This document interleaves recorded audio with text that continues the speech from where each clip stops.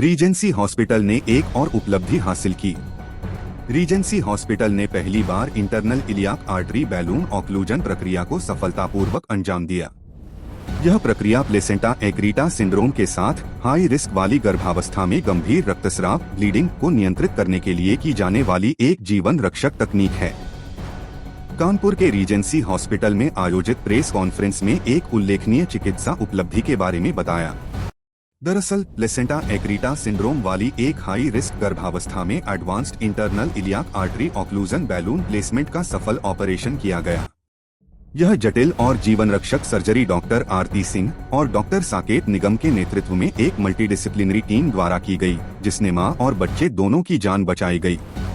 Caesarean delivery के दौरान सटीकता और समन्वय के साथ की गई यह प्रक्रिया रीजेंसी हॉस्पिटल की गंभीर ऑब्स्टेट्रिक प्रसूति आपात स्थितियों के प्रबंधन में दक्षता को दर्शाती है। सर्जरी के दौरान गर्भाशय में रक्त प्रवाह को अस्थायी रूप से नियंत्रित कर टीम ने अत्यधिक रक्तस्राव को प्रभावी ढंग से रोका, जो कि पास में सबसे बड़ा जोखिम होता है।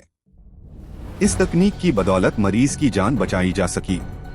आइए जानते हैं क्या कुछ कहा रीजेंसी हॉस्पिटल की गायनेकोलॉजी एवं ऑब्स्टेट्रिक्स कंसल्टेंट डॉ आरती सिंह एवं रीजेंसी हॉस्पिटल के इंटरवेंशनल रेडियोलॉजी डायरेक्टर कंसल्टेंट डॉ साकेत निगम ने इस प्रेस कॉन्फ्रेंस के माध्यम से।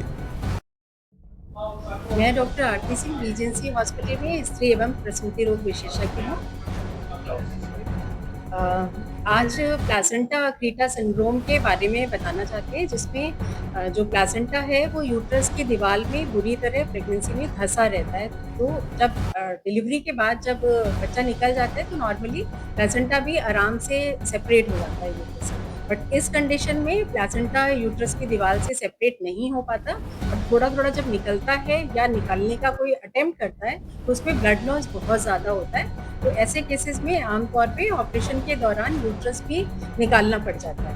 बट उस प्रोसेस में भी इतना ज़्यादा ब्लड लॉस होता है कि मरीज की कंडीशन ड्यूरिंग ऑपरेशन भी खराब हो सकती है और उसको बहुत ज़्यादा ब्लड ट्रांसफ्यूजन, आईसीयू एडमिशन और अनेक कॉम्प्लिकेशंस का सामना करना पड़ सकता है। तो इंटरवेंशन रेडियोलॉजी के द्वारा यदि जो यूट्रस को सप्लाई करने वाली ब्लड वेसल्स हैं उनको किसी प्रकार से ब्लॉक कर दिया जाए तो ऑपरेशन डिलीवरी के बाद तो ऑपरेशन के दौरान होने वाला जो ब्लड लॉस है वो काफ़ी हद तक कम हो जाता है, कंट्रोल हो जाता है और पेशेंट को होने वाली कॉम्प्लिकेशन से बचा जा सकता है। Saket Nigam, intervention radiologist, Regency hospital. Intervention radiology एक ब्रांच है जिससे कि हम महीन एक सुई द्वारा हम बॉडी के किसी भी ऑर्गन में चले जाते हैं और वहाँ पे जो इलाज ज़रूरत है उसको हम दे सकते हैं। इस पर्टिकुलर केस में प्लासेंटा एक्रीटा सिंड्रोम में क्योंकि ब्लीडिंग का रिस्क हाई होता है तो हमारा मेन टारगेट ये होता है कि यहाँ ब्लड को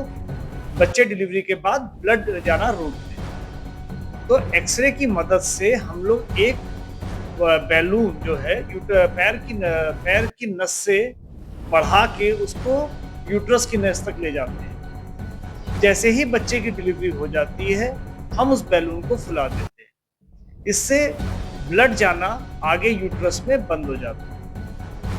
अब जब यूट्रस में ब्लड जाना बंद हो जाता है तो सर्जन उसके बाद उसका ऑपरेशन किया जाता है। यूट्रस का बच्चेदानी हटा दी जाती है, प्लासेंटा हटा दिया जाता है। यूट्रस के अंदर क्योंकि ये घुसा हुआ होता है, कई बार ये आसपास के स्ट्रक्चर्स में जैसे यूरिनरी ब्लैडर, आंतों में भी घुसा होता है, उसको भी आराम से निकाला जा सकता है ब्लीडिंग के बिना। और जब यूट्रस ऑपरेशन खत्म हो जाता है तो इस बैलून को वापस डिफ्लेट करके हम लोग निकाल लेते हैं।